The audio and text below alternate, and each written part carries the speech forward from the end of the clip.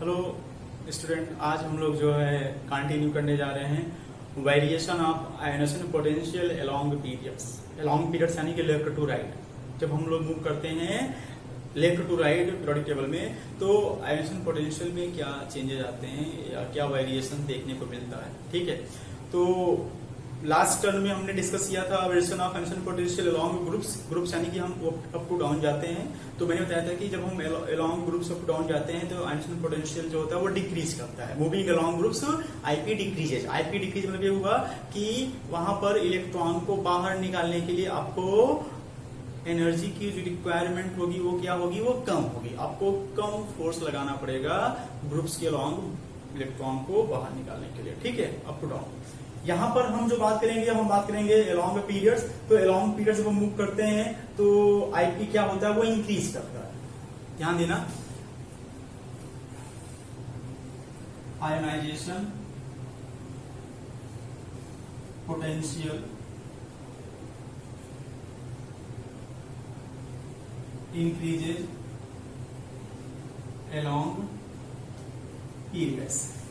along periods यानी कि from left to right. जब हम मूव करेंगे लेफ्ट टू राइट तो आयोनेशन पोटेंशियल क्या होगा, वो इंक्रीज करेगा। आयोनेशन पोटेंशियल इंक्रीज करने में हुआ कि रिक्वायरमेंट ऑफ एनर्जी इंक्रीजेज। ध्यान देना, requirement of energy increases. Requirement of energy increase क्यों होगा, क्योंकि removal of electron from outermost shell becomes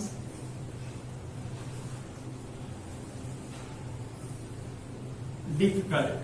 क्या होता है, requirement of electron from outermost shell becomes difficult. देखिएगा, आयोनेशन पोटेंशियल की हम लोग बात कर रहे थे, वेरिएशन अलोंग पीरियड्स हमको देखना है। मैंने बताया कि फ्रॉम लेफ्ट टू राइट अगर हम देखेंगे तो आयोनेशन पोटेंशियल क्या होगा, इंक्रीज करेगा। अलोंग पीरियड अगर हम मूव करेंगे लेफ्ट टू राइट तो आईपी क्या होगा, आईपी जो होगा वो इंक्रीज करेगा।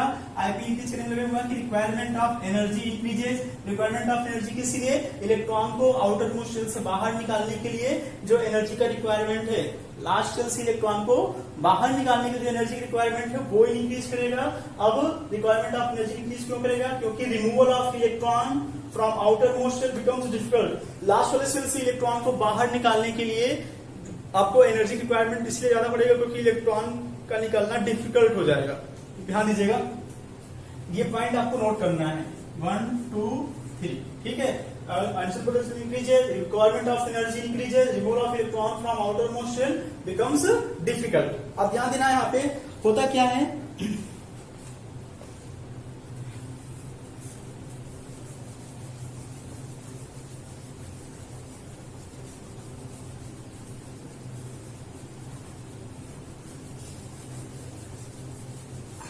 देखिएगा, जब हम मूव करते हैं long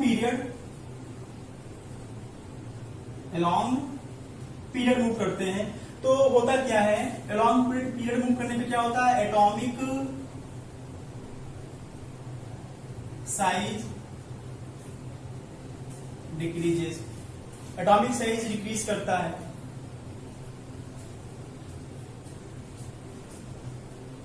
nuclear charge increases, nuclear charge increase करता है। Attraction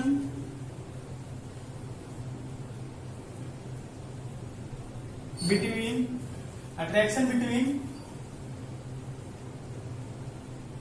nucleus and last shell increases. Nucleus यानी कि सेंटर ऑफ एटम और लास्ट शेल जो हमारा वैलेंस शेल होता है उसके बीच में अट्रैक्शन क्या होता है, इंक्रीज करता है। यहां बोल सकते हैं electron are more formally held by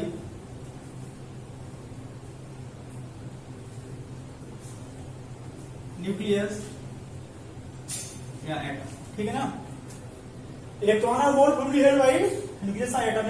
यहाँ पे क्या होगा, एटॉमिक साइज डिक्रीज करेगा, न्यूक्लियर चार्ज क्या होगा, इंक्रीज करेगा, attraction between nucleus and outermost shell increase करेगा, electrons are more formally held by nucleus, या बोल सकते हैं लोग एटम। इलेक्ट्रॉन जो होगा वो ज्यादा स्ट्रांगली हेल्ड किया जाएगा, एटम या बोल सकते हैं न्यूक्लियस जो है वो इलेक्ट्रॉन्स को ज्यादा फॉर्मली ज्यादा स्ट्रांगली क्या करेगा, वो हेल्ड करेगा। और जब इलेक्ट्रॉन ज्यादा स्ट्रांगली हेल्ड किया जाएगा तो वहां पर इलेक्ट्रॉन्स को पुल करने के लिए हमको ज्यादा फोर्स लगाना पड़ेगा, ठीक है ना। तो रिक्वायरमेंट ऑफ एनर्जी इंक्रीजेस, तो यहाँ पे हम लोग लिख देंगे इसका जो कंक्लूजन होगा, हेंस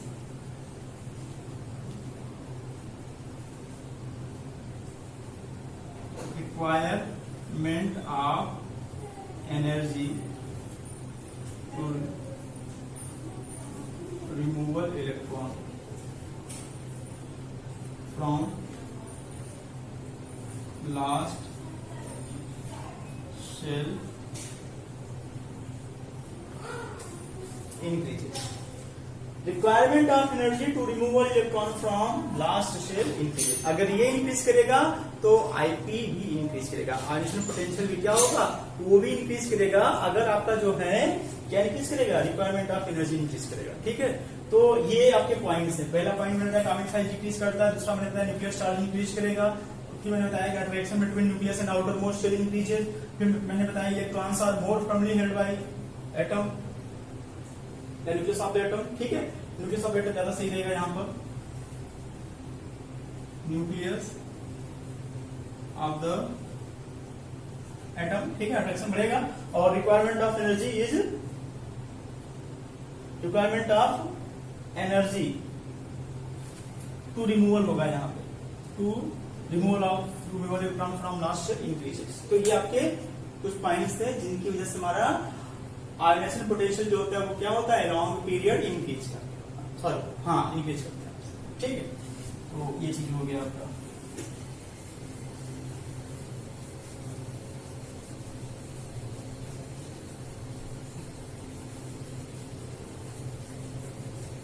अब ध्यान देना, मैं एक बार रिवाइज कर रहा हूं आपको। फैक्टर्स अफेक्टिंग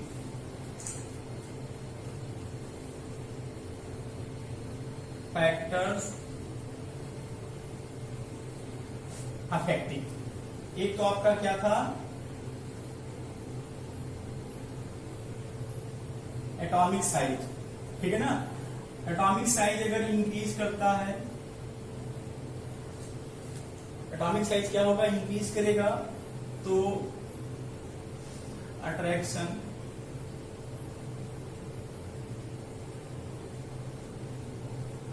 डिक्रीजेस, अट्रैक्शन क्या होगा, घटेगा। अगर एटॉमिक साइज क्या होगा, इंक्रीज करेगा, बढ़ेगा, तो अट्रैक्शन क्या होगा, डिक्रीज करेगा, तो आईपी जो होगा वो भी क्या होगा, डिक्रीज। आईपी भी क्या होगा, डिक्रीज करेगा। अगर एटॉमिक साइज क्या कर रहा है, डिक्रीज कर रहा है, एटॉमिक साइज क्या कर रहा है, डिक्रीज कर रहा है, तो अट्रैक्शन जो है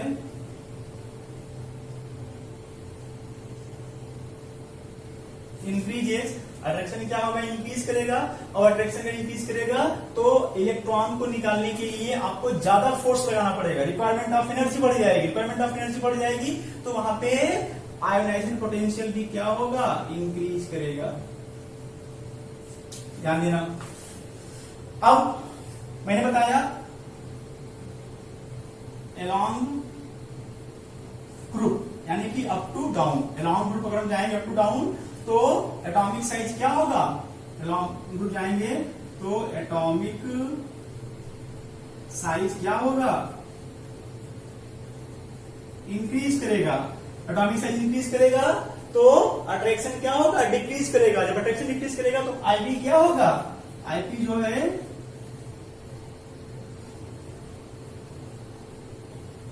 डिक्रीज, आईपी क्या होगा, डिक्रीज करेगा, ठीक है। अगर हम बात करते हैं अलोंग पीरियड, ठीक है, तो अलोंग पीरियड जाएंगे तो अलोंग ग्रुप हो गया। अगर हम बात करेंगे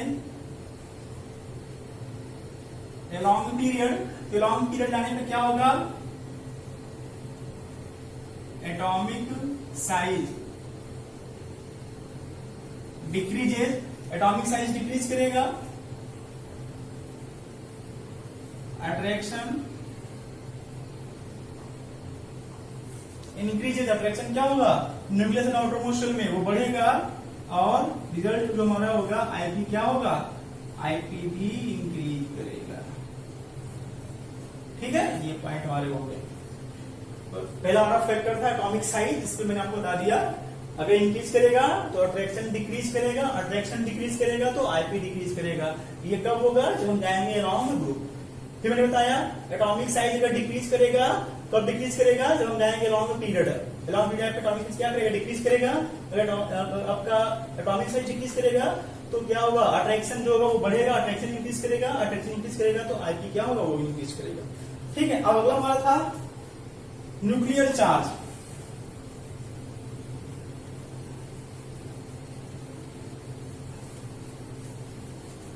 नेक्स्ट फैक्टर जो हमारा वो क्या है, वो है nuclear charge.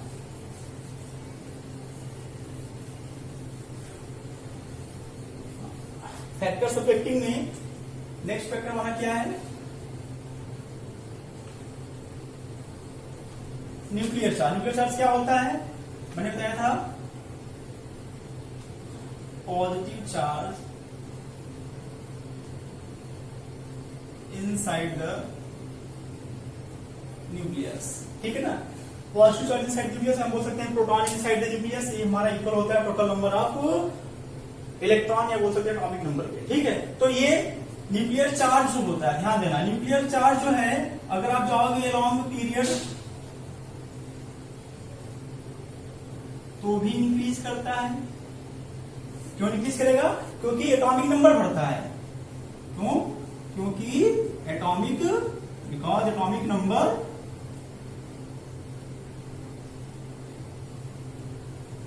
Increases, atomic number बढ़ेगा तो यानी कि जेड बढ़ेगा तो हमारा इलेक्ट्रॉन बढ़ेगा, अगर इलेक्ट्रॉन बढ़ेगा तो प्रोटॉन बढ़ेगा, और प्रोटॉन बढ़ेगा तो हमारा न्यूक्लियर चार्ज भी बढ़ेगा। ठीक है, और ये हमारा न्यूक्लियर चार्ज अलोंग ग्रुप, यानी कि हमारे राइट हो, अगर हम जाएंगे along group up to down along group तो भी इंक्रीज करता है,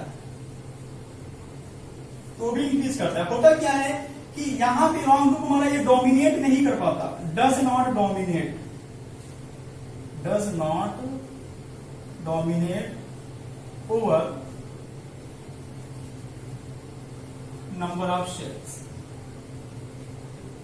या एटॉमिक रेडियस बोल सकते हैं।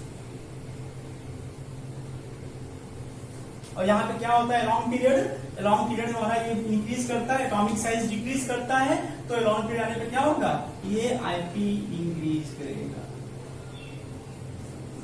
ठीक है, और यहाँ पे लॉन्ग ग्रुप्स क्या होता है, एलॉन्ग ग्रुप भी इंक्रीज करता है, लेकिन ये डोमिनेट नहीं कर पाता, इस पे एटॉमिक रेडियस या बोल सकते हैं नंबर ऑफ शेल्स पे, जिसकी वजह से एलॉन्ग ग्रुप इसका जो इफेक्ट होता है वो आपको नहीं दिखाई पड़ेगा। ठीक है, तो न्यूक्लियर चार्ज हमारा ये चीज हो गया, इसका भी रोल होता है जो हमें एलॉन्ग पीरियड्स देखने को मिलता है। हाँ, तो अब जो है अगला हमारा पार्ट इसमें ये है, क्वेश्चन आपका क्या है कि name the element with highest transition potential and with lowest transition potential. एक ऐसे एलिमेंट नाम बताइए जिसकी ट्रांजिशन पोटेंशियल सबसे ज्यादा होती है और दूसरा एलिमेंट जिसकी सबसे कम होती है। तो ट्रांजिशन पोटेंशियल मैंने बताया कि जब हम जाते हैं लॉन्ग ग्रुप्स तो क्या होगी, डिक्रीज करेगी। सिंपल सी बात है, क्यों डिक्रीज करेगी, क्योंकि लॉन्ग ग्रुप से अप टू डाउन जाते हैं तो अट्रैक्शन जो होगा वो घटेगा, अट्रैक्शन डिक्रीज करेगा क्योंकि एटॉमिक साइज इंक्रीज करती है, तो इलेक्ट्रॉन का निकालना जितना आसान होता जाएगा उतनी कम हमको एनर्जी लगानी पड़ेगी। तो अगर बात करते हैं हम लोग पीरियोडिक टेबल में, तो जो extremely left of the group है हमारा फर्स्ट ए ग्रुप, उनकी आईपी जो होती है वो सबसे कम मानी जाती है। क्यों सबसे कम मानी जाती है, क्योंकि फर्स्ट ए ग्रुप के जो एलिमेंट्स होते हैं इनकी एटॉमिक साइज जो होती है वो सबसे बड़ी होती है। ठीक है, अपने रिस्पेक्टिव पीरियड्स में जितने भी एलिमेंट्स होते हैं उनके कंपेरिजन में इनकी एटॉमिक साइज क्या होती है, सबसे बड़ी होती है, सबसे ज्यादा होती है। तो एटॉमिक साइज ज्यादा होगी, जाहिर सी बात है कि लास्ट के इलेक्ट्रॉन पर अट्रैक्शन क्या होगा, उतना कम होगा। अट्रैक्शन जब कम होगा तो इस इलेक्ट्रॉन को बाहर निकालने के लिए आपको फोर्स ज्यादा नहीं लगाना पड़ेगा। फोर्स ज्यादा नहीं लगाना पड़ेगा तो एनर्जी की रिक्वायरमेंट कम होगी, एनर्जी की रिक्वायरमेंट कम होगी तो आईपी कम होगी। तो फर्स्ट ए ग्रुप की आईपी क्या होती है, सबसे कम होती है फर्स्ट ग्रुप के जितने भी एलिमेंट होते हैं। अब फर्स्ट ए ग्रुप पे जब हम नीचे जाते हैं तो जैसे सब नीचे जाएंगे वैसे वैसे क्या होती जाएगी, वैसे वैसे आईपी आईपी और कम होती जाएगी। क्यों और कम होती जाएगी? क्योंकि ग्रुप में जब हम डाउन जाते हैं तो एटॉमिक साइज और बढ़ती है, यानी कि एटॉमिक साइज जितनी बढ़ती जाएगी, एटॉमिक साइज जितनी बढ़ेगी उतना कम अट्रैक्शन होगा, अट्रैक्शन जितना कम होगा इलेक्ट्रॉन निकालना उतना ही आसान होगा। अब सबसे नीचे देखा जाए तो फर्स्ट ग्रुप में सबसे नीचे का एलिमेंट आप ध्यान देंगे पीरियोडिक टेबल में फ्रांसियम, और फ्रांसियम जो है वो रेडियोएक्टिव पड़ जाता है। तो फ्रांसियम की बात अगर छोड़ दी जाए तो उसके ऊपर हमारा कौन सा एलिमेंट आता है? सीजियम। सीजियम की एटॉमिक साइज जो है वो फ्रांसियम की सबसे बड़ी होगी, फ्रांसियम से छोटी होती है, ठीक है ना। लेकिन entire element of the first group जो हमारे एलिमेंट है उनमें सीजियम जो है वो आपका सेकंड लास्ट एलिमेंट है उस ग्रुप का, और सीजियम की जो एटॉमिक साइज होगी वो बड़ी होगी। फ्रांसियम रेडियोएक्टिव हो गया तो सीजियम की एटॉमिक साइज सबसे बड़ी है, तो वहां पे सीजियम से इलेक्ट्रॉन का निकालना बहुत आसान होगा। वहां पे रिक्वायरमेंट ऑफ एनर्जी बहुत कम होगी। जब रिक्वायरमेंट ऑफ एनर्जी कम होगी तो आईपी क्या होगी? आईपी कम होगी। तो सबसे कम लोवेस्ट आयनेशन पोटेंशियल किसकी होती है? वो होती है सीजियम की। अब बात आती है हाईएस्ट की। तो हाईएस्ट अगर देखेंगे तो एक्सट्रीमली राइट हम लोग जाएंगे, एक्सट्रीमली राइट जाएंगे तो हमारा पड़ जाता है हेलोजन 17 ग्रुप का, और पड़ जाता है हमारा इनर्ट गैस, ठीक है। तो अब हेलोजन इनर्ट गैस में अगर देखा जाए तो हेलोजन में जो जितना ऊपर होगा उसकी एटॉमिक साइज इतनी छोटी होगी, नीचे आएंगे तो बढ़ेगी। तो हेलोजन में सबसे ऊपर के एलिमेंट में देखें तो फ्लोरीन पड़ जाता है। फ्लोरीन की एटॉमिक साइज क्या होती है? सबसे छोटी होती है। तो फ्लोरीन के इलेक्ट्रॉन पर लगने वाला अट्रैक्शन क्या होगा? उतना ही ज्यादा होगा। अट्रैक्शन ज्यादा होगा तो वहां से इलेक्ट्रॉन निकालना डिफिकल्ट हो जाएगा, ठीक है। तो सबसे ज्यादा आईपी किसकी होगी? वो फ्लोरीन की होगी। तो fluorine has the highest IP and caesium has the lowest. Helium को भी माना जाता है क्योंकि हीलियम जो है पड़ जाता है आपका इनर्ट गैस ग्रुप के एलिमेंट पड़ जाता है, जिससे इलेक्ट्रॉन का निकालना हम बोल सकते हैं वो क्या होते हैं? वो स्टेबल कॉन्फिगरेशन शो करते हैं। तो वहां पे हम इलेक्ट्रॉन नहीं निकाल सकते या हम इलेक्ट्रॉन नहीं कर सकते, तो वो जो है वो एक्सेप्शनल केस में चला गया, ठीक है। नहीं तो आपका हीलियम का जो है हाईएस्ट माना जाता। तो हम मानते किसका है? फ्लोरीन का सबसे ज्यादा आईपी कंसीडर करते हैं। क्यों कंसीडर करते हैं? क्योंकि एक्सट्रीमली राइट ऑफ द जो ग्रुप आपका पड़ता है इनर्ट गैस से पहले वो पड़ जाता है हेलोजन। हेलोजन का सबसे ऊपर का जो एलिमेंट है फ्लोरीन, और फ्लोरीन की एटॉमिक साइज क्या है? सबसे छोटी है। अट्रैक्शन लास्ट इलेक्ट्रॉन में सबसे ज्यादा है। उस अट्रैक्शन की वजह से क्या होगा? आईपी क्या होगी? वो उसकी सबसे ज्यादा होगी, ठीक है। ये बात हो गई। इलेक्ट्रॉन डेंसिटी अंदर जितनी ज्यादा होती है उतना ही न्यूक्लियस का लगने वाला अट्रैक्शन कम हो जाता है, आउटर इलेक्ट्रॉन, ठीक है। तो वहां पे अगर सिल्टिंग इफेक्ट ज्यादा होगा तो सिल्टिंग इफेक्ट के बढ़ने की वजह से भी आईपी डिक्रीज करती है। अगर सिल्टिंग इफेक्ट ज्यादा है तो लास्ट के इलेक्ट्रॉन पर लगने वाला अट्रैक्शन कम होगा। जब अट्रैक्शन कम होगा तो उस इलेक्ट्रॉन को बाहर निकालने के लिए हमको कम फोर्स लगाना पड़ेगा, आईपी क्या होगी? कम हो जाएगी, ठीक है। जब हम ग्रुप में जाएंगे नीचे तो ग्रुप में जाने पर सिल्टिंग इफेक्ट बढ़ता है, इसका भी रोल होता है। ग्रुप के अलॉन्ग जाने पर आईपी डिक्रीज करने के पीछे सिल्टिंग इफेक्ट का भी रोल होता है, जो कि बढ़ता है। क्यों बढ़ता है? एटॉमिक नंबर बढ़ेगा, एटॉमिक नंबर बढ़ने से इलेक्ट्रॉन बढ़ते हैं, इलेक्ट्रॉन बढ़ने से अंदर की इलेक्ट्रॉन डेंसिटी बढ़ती है। तो बाहर के इलेक्ट्रॉन पे, वैलेंस शेल के इलेक्ट्रॉन पे जो न्यूक्लियस का अट्रैक्शन होता है वो कैंसिल आउट हो जाता है, या बोल सकते हैं अंदर के जो इलेक्ट्रॉन होते हैं उसको क्या कर देते हैं? न्यूट्रलाइज कर देते हैं, जिसकी वजह से अट्रैक्शन क्या होगा? वो कम हो जाता है। तो आपके ये 3 पॉइंट थे जिसकी वजह से आपकी आईपी क्या होती है? वो डिक्रीज करती है, ठीक है। तो जी स्टूडेंट, अब हम लोग जो है बात करेंगे इलेक्ट्रॉन एफिनिटी की। इलेक्ट्रॉन एफिनिटी क्या होता है? पहले इसको हम डिफाइन करेंगे। इलेक्ट्रॉन एफिनिटी, एफिनिटी से क्लियर हो रहा है किसी को बाइंड करना, अपने से जोड़ना, ठीक है। तो यहाँ पे इलेक्ट्रॉन एफिनिटी को हम डिफाइन करते हैं इस तरीके से, ध्यान दीजिएगा। इलेक्ट्रॉन एफिनिटी आपका ये जो नेक्स्ट पीरियोडिक प्रॉपर्टी है वो है इलेक्ट्रॉन एफिनिटी। इलेक्ट्रॉन एफिनिटी क्या होता है? Amount of energy released, amount of energy released when electron added to outer most shell of the isolated gaseous atom। Keywords हमारे टर्म्स क्या है?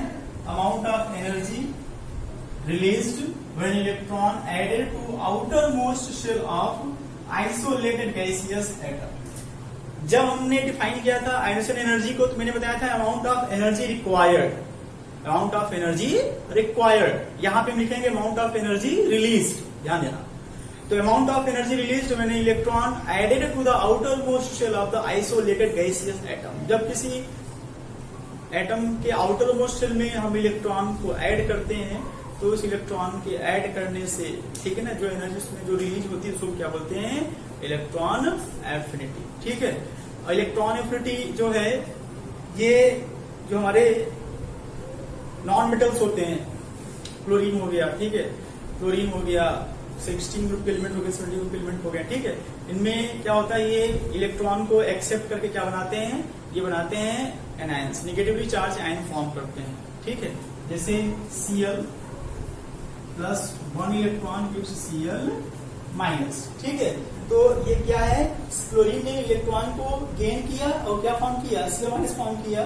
तो यहाँ पे Cl माइनस और प्लस यहाँ पे एनर्जी लिबरेटेड, ध्यान देना। Electron affinity